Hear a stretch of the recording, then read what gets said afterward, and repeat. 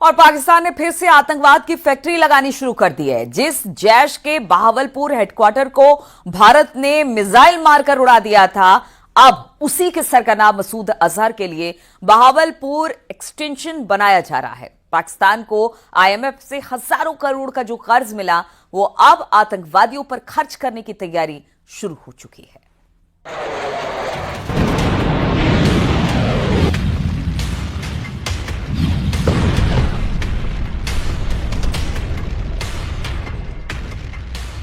Cease fire के बाद भी पाकिस्तान की दुम टेढ़ी की टेढ़ी है।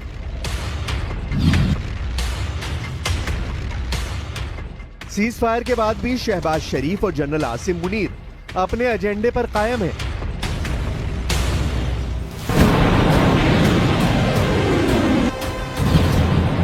क्योंकि मिसाइलों से पिटकर भी पाकिस्तान ने जैश को दोबारा खड़ा करने का प्रोजेक्ट शुरू कर दिया है। यह है जनरल आसिम मुनीर का project Bahawalpur extension. Bahawalpur extension यानी आतंकी गुट जैश को फिर से तैयार करने का मिशन। मसूद अजहर को पाकिस्तान की सरकार देगी 14 करोड़ रुपए, जिससे वो फिर से खड़ा करेगा अपना आतंक का साम्राज्य।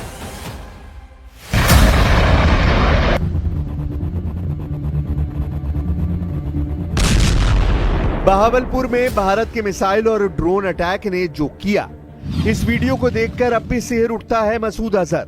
बहावलपुर में जैश के अड्डे के कोने कोने तक तबाही के दस्तखत देखे जा सकते हैं। हर चोट पर उस सजा का नाम लिखा है जिसके जख्म भारत ने पहलगाम आतंकी हमले के बाद मसूद अजहर को दी है।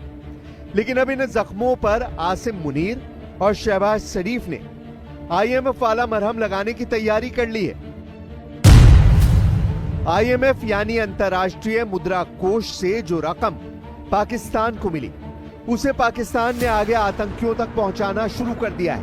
आईएमएफ ने पाकिस्तान को 8,400 करोड़ रुपए कर्ज की दूसरी किश्त जारी की है। लेकिन अब इसी रकम का इस्तेमाल करके पाकिस्तान मसूद अजहर की तिजोरी भरने लगा है, ताकि वो फिर से भारत के खिलाफ आतंकवाद फैलाए। यानी कर्ज में डूबे पाकिस्तान को जो कर्ज आईएमएफ से मिला, उसका इस्तेमाल शहबाज और जनरल मुनीर अब जैश जैसे आतंकी संगठनों को फिर से खड़ा करने के लिए कर रहे हैं। और यही है पाकिस्तान का बहावलपुर एक्सटेंशन।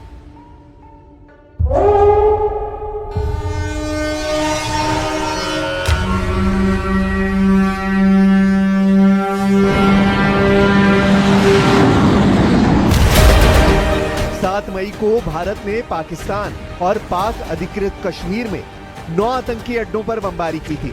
मिसाइल से हमले किए गए और ड्रोन से बहावलपुर से लेकर मुरीद के और मुजफ्फराबाद तक ऐसा सबक सिखाया कि मसूद अजहर के आंसू निकल आए। बहावलपुर में भारत ने जैश का हेडक्वार्टर तबाह कर दिया और इसी हमले में मसूद अजहर के 14 रिश्तेदार मारे गए।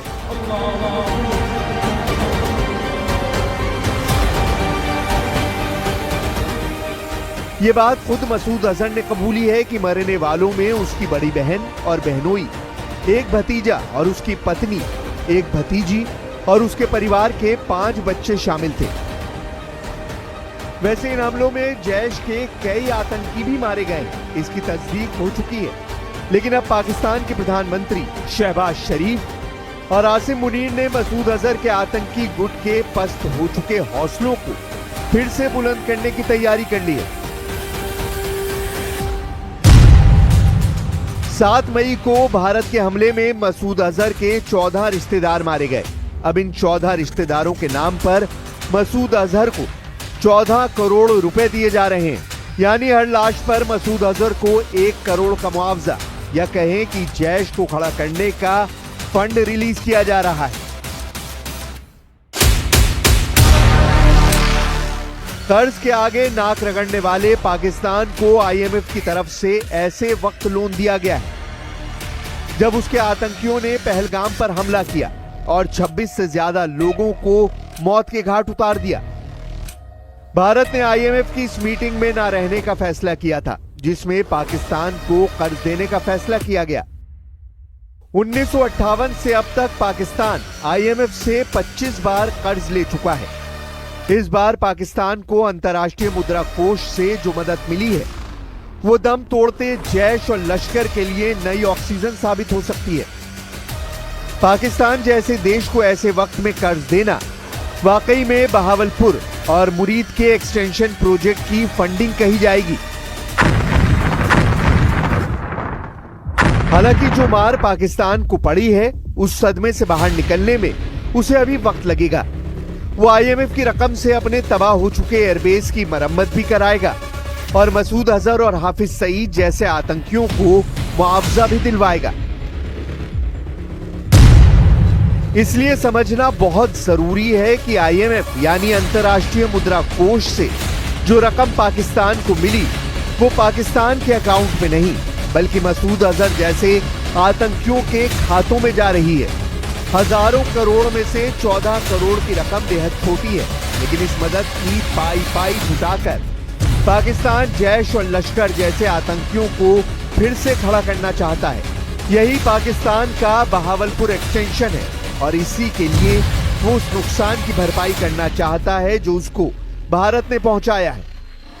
आप पाकिस्तान में फैले पैनिक को समझ सकते हैं। सरगोदा से रफीकी, रावलपिंडी से सियालकोट और रहीम यार खान से लाहौर तक पाकिस्तान पूरी तरह भारत के अटैक को रोकने में नाकाम साबित हुआ है। पाकिस्तान की इसी नाकामी ने अब आसिम मुनीर की फौज में ऐसे हालात पैदा कर दिए हैं कि जब एक कमांडर दूसरे कमांडर को शक की निगाह से देख रहा है।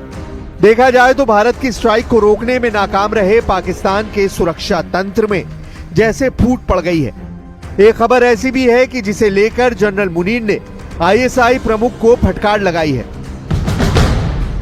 खबर यह है कि नूर खान एयरबेस पर तैनात स्पेशल ब्रांच के डीएसपी सैफुल्ला कोरई का शव उनके घर पर संदिग्ध हालत में मिला। डीएसपी सैफुल्ला के मुंह पर मास्क लगा हुआ था और उनके हाथ में एक राइफल थी जिसकी दाहिनी तरफ कनपट्टी पर बुलेट होल यानी गोली का निशान था। नूर खान एयरबेस पर हुए हमले के बाद आईएसआई ने डीएसपी सैफुल्ला को तलब किया था क्योंकि डीएसपी सैफुल्ला पर ही एयरबेस की सुरक्षा की जिम्मेदारी थी और अब इल्जाम लग रहा है कि उन पर इतना दबाव डाला गया कि उन्होंने खुदकुशी कर ली। लेकिन मामला मर्डर का भी नजर आता है जिसे लेकर आईएसआई के अफसर बुरी तरह घिर गए हैं। खुफिया हलकों में चर्चा है कि पाकिस्तानी खुफिया एजेंसी ने डीएसपी सैफुल्ला पर पहले नाकामयाबी का आरोप लगाया। इसके साथ ही उस पर एयरबेस की सूचनाएं इधर से उधर करने का आरोप लगाया गया। अपनी नाकामयाबी को छुपाने के लिए पाकिस्तानी खुफिया एजेंसी ने सैफुल्ला की हत्या कर दी और मामले को आत्महत्या में बदल दिया। जल्द ही पाकिस्तान में कुछ ऐसे और अधिकारी आत्महत्या कर सकते हैं। नूर खान एयरबेस पर हमले के बाद डीएसपी सैफुल्ला की आईएसआई के अफसरों से बहस हुई, झड़प हुई और फिर उनकी लाश उनके घर में मिली। कुल मिलाकर पाकिस्तान में हुई स्ट्राइक ने वहां के एयर डिफेंस से लेकर खुफिया तंत्र और तमाम तरीके की सुरक्षा की पोल खोलकर रख दी है। नूर खान एयरबेस पर धमाके जनरल आसिम मुनीर पर बहुत बड़ा दाग माना जा रहा है क्योंकि इस हमले का मतलब है कि अगली बार अटैक हुआ तो पाकिस्तान की सेना अपने सबसे बड़े कमांडर को भी नहीं बचा पाएगी। पाकिस्तान में शुरू हो गया है ब्लेम गेम। अपनी जिम्मेदारियों से बचने के लिए पाकिस्तानी सेना और वहां की खुफिया एजेंसियां निचले अधिकारियों पर नाकामयाबियों का सेहरा सजा रही हैं। जवाब देने वाले अधिकारियों को मौत की माला पहनाकर आत्महत्या का नाम दिया जा रहा है। बुरी तरह घिर चुका पाकिस्तान अपने घर में बुरी तरह पिटा है। उसके हवाई अड्डों पर धमाके और आग के बड़े बड़े गोले देखे जा सकते हैं। पाकिस्तान को 7 मई के बाद से लगातार झटके लगे हैं। मुरीद से लेकर बहावलपुर और लाहौर से लेकर रावलपिंडी तक धमाकों की वीडियो वायरल है। पाकिस्तान को इस बात का एहसास है कि जब जब उसकी तरफ से ऐसी मिसाइल दागी जाएगी, जवाब में उसका कोई ना कोई मिलिट्री अड्डा तबाह कर दिया जाएगा। इसकी गारंटी भारत बार बार दे रहा है।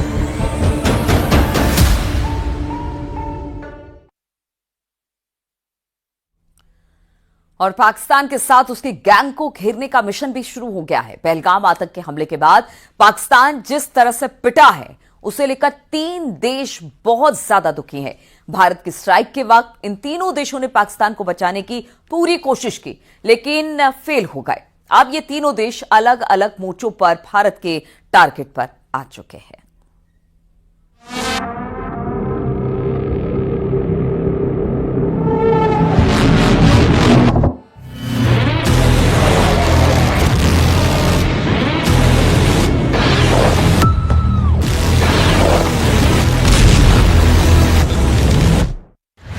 भारत की ओर नजर उठाने का एक ही अंजाम होगा, तबाही।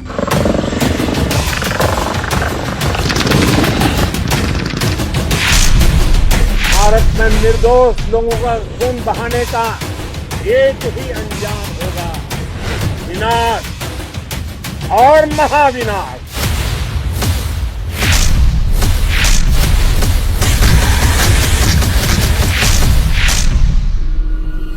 हम आतंक की सरपरस्त सरकार और आतंक के आकाओं को अलग अलग नहीं देखेंगे। ऑपरेशन सिंदूर सिर्फ भारत पाकिस्तान का युद्ध नहीं, इस युद्ध में एक तरफ सेनाएं थी, दुश्मन के खेमे में तुर्की और चीन डट कर खड़े थे।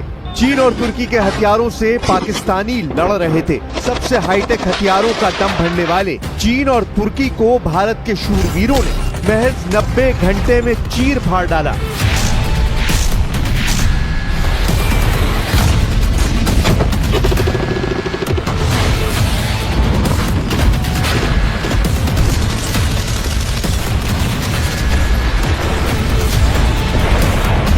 ऑपरेशन सिंदूर के ताप से भस्म हो गए पाकिस्तान के दोस्त देशों के जंगी लड़ाके। पाकिस्तान के परास्त होने के बाद अब उसके हमदर्दों का हिसाब लगाया जाएगा। नरेंद्र मोदी का नपा तुला एक्शन शुरू हो चुका है। 3 दिन में पाकिस्तान को पीटा, अगले 3 दिन 3 देशों पर भारी। प्रधानमंत्री नरेंद्र मोदी का मिशन इंटरनेशनल शुरू हो गया है। ताबड़तोड़ एक्शन लिए जा रहे हैं। पाकिस्तान में बरसे बारूद जैसी मार पड़ने लगी है। आतंक परस्तों का नंबर लग गया है। पीएम मोदी जो कहते हैं उसे पूरा करते हैं। नरेंद्र मोदी अक्सर कुछ कर गुजरने के बाद ही उसकी भनक लगने देते हैं। ऐसा ही एक मिशन पीएम मोदी ने तूफानी रफ्तार से शुरू कर दिया है। ये मिशन है उन मुल्कों का नकाब नोच डालने का जिन्होंने दहशतगर्दी को खाद पानी दिया है। उन मक्कारों की कलई पूरी दुनिया के सामने एक एक कर नरेंद्र मोदी खोलने लगे हैं। मोदी का हंटर चलने लगा है। हंटर की हनक से इंटरनेशनल लेवल पर हलचल मचने लगी है। आतंक की सरपरस्त सरकार और आतंक के आकाओं को अलग अलग नहीं देखेंगे। टेररिज्म के खिलाफ जीरो टॉलरेंस, ये एक बेहतर दुनिया की गारंटी है। पाकिस्तान का घोषित फाइनेंसर तुर्की बिलबिला रहा है। पाकिस्तान का स्वयंभू हमदर्द अजरबैजान छटपटा रहा है। पाकिस्तान का कट्टर मददगार मलेशिया बेचैन है। पाकिस्तान का मौका परस्त दोस्त बांग्लादेश दहला हुआ है। नरेंद्र मोदी ने ऑपरेशन सिंदूर के दौरान 6 देशों की करतूतों को अच्छे से नोट कर लिया है। पाकिस्तान की तर्ज पर दहशतगर्दों के हमसायों का भी इलाज शुरू हो गया है। जैसे पाकिस्तान को सबक सिखाने के लिए मोदी ने एक एक सधे कदम उठाए, वैसे ही अब पाकिस्तान के टेरर प्रोपराइटरों पर चाबुक चलने लगा है। इसका इशारा विदेश मंत्रालय ने प्रेस कॉन्फ्रेंस में किया। नरेंद्र मोदी ने आतंक के विरुद्ध व्यापक युद्ध का ऐलान किया है। भारत के मिशन के बीच में जो आएगा उसका अंजाम भयानक होगा। भारत ने आतंक पर प्रहार करना शुरू कर दिया है। नरेंद्र मोदी जिस अंदाज में फैसला ले रहे हैं उससे पाकिस्तान प्रेमी देशों के होश उड़ गए हैं। मगर ये महज शुरुआत भर है। प्रधानमंत्री नरेंद्र मोदी आतंक के जहरीले कोबरा का फन कुचलने तक रुकने नहीं वाले। भारत के एक्शन से सबसे ज्यादा जिस लीडर की धुकधुकी बढ़ी हुई है वो तुर्की के अघोषित तानाशाह अर्दवान है। स्वयंभू खलीफा के नाम से कुख्यात अर्दवान की हेकड़ी गुल होने लगी है। बावजूद इसके अर्दवान का पाकिस्तान प्रेम परवान चढ़ रहा है। अर्दवान ने एक बार फिर से पाकिस्तान को अपना सच्चा दोस्त बताया। तुर्की के खलीफा ने पाकिस्तान को अच्छे और बुरे वक्त में समर्थन देने का ऐलान तक कर दिया है। पाकिस्तान को भेजे एक मैसेज में एर्दोआन ने लिखा, तुर्की अच्छे और बुरे दोनों समय में पाकिस्तान के साथ खड़ा रहेगा। तुर्की के राष्ट्रपति रेसिप तायिप एर्दोआन ने पाकिस्तान को सच्चा दोस्त बताया। यही नहीं, उन्होंने भारत के साथ तनाव को लेकर पाकिस्तान की नीति की तारीफ की और साथ ही उम्मीद जताई कि सिंधु जल समझौते समेत दूसरे मुद्दों का भी हल जल्द ही निकल आएगा। हर भारतीय शांति से जी सके, विकसित भारत के सपने को पूरा कर सके, इसके लिए भारत का शक्तिशाली होना बहुत जरूरी है और आवश्यकता पड़ने पर इस शक्ति का इस्तेमाल भी जरूरी है। और पिछले कुछ दिनों में भारत ने यही किया है। तुर्की ने पाकिस्तान को हथियार दिए हैं। तुर्की पाकिस्तान को फंडिंग करता है। एर्दोआन जनरल मुनीर और शहबाज की तरह ही कश्मीर का राग अलापते हैं, लेकिन एर्दोआन की चाल की काट तलाश ली गई है। दहशतगर्दों के मददगार मुल्क का बैड टाइम शुरू हो गया है। तुर्की की कमर टूटने लगी है। Confederation of all India traders CAIT ने पाकिस्तान का खुला समर्थन करने वाले तुर्की और अजरबैजान को आर्थिक रूप से जवाब देने के लिए बहुत बड़ा कदम उठाया है। कैट ने देश भर के व्यापारियों और आम जनता से इन दोनों देशों की यात्राओं का बॉयकॉट करने की अपील की है।